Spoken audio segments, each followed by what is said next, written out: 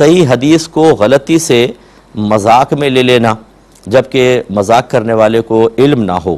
تو کیا، اور بے ادبی کی نیت بھی نہیں ہے تو کیا حکم شرع ہوگا؟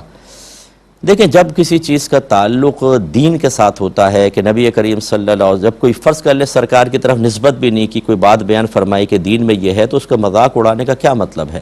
کوشش یہ کرنی چاہیے کہ پہلے اس بات کی تصدیق کر لی جائے کہ یہ قرآن کا یا حدیث کا کوئی مضمون تو نہیں ہے۔ اب اگرچہ اگر کسی کو معلوم نہیں تھا، کسی نے کوئی حدیث میں بات بیان کی اور سرکار کی طرف اس کو منسوب نہیں کیا اور سامنے والے نے اپنی عقل کے اعتبار سے سمجھا کہ یہ بات کہاں ہو سکتی ہے اور اس نے اس طرح کر دیا، تو بہرحال پھر بھی کلام رسول کے ساتھ تو مذاق کیا،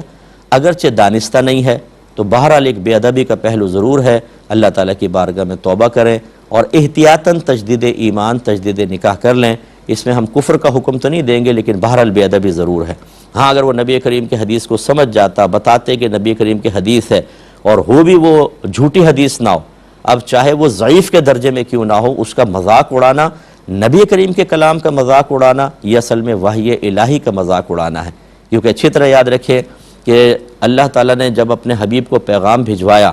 تو اگر وہ مفہوم اور الفاظ اللہ کی طرف سے تھے اور نبی کریم صلی اللہ علیہ وسلم کو اس میں تبدیلی کا کوئی اختیار نہیں تھا، جو اللہ تعالیٰ نے مفہوم آپ تک پہنچایا، جن الفاظ کے ساتھ بیان کرنا تھا اس میں آپ کو بونڈ کر دیا گیا، اسے کہتے ہیں قرآن۔ وہ جبریل امین وحی لے کر آتے تھے، لیکن اگر معنی مفہوم اللہ کی طرف سے آپ کے قلب پر القاء ہوئے، الفاظ کے انتخاب میں آپ کو اختیار دے دیا گیا، اسے کہتے ہیں حدیث۔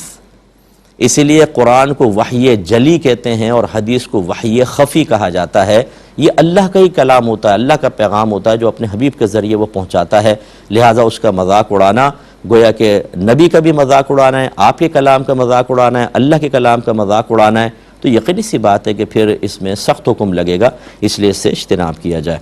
ایک یہ کہتے ہیں کہ گڑیا کی پینٹنگ کا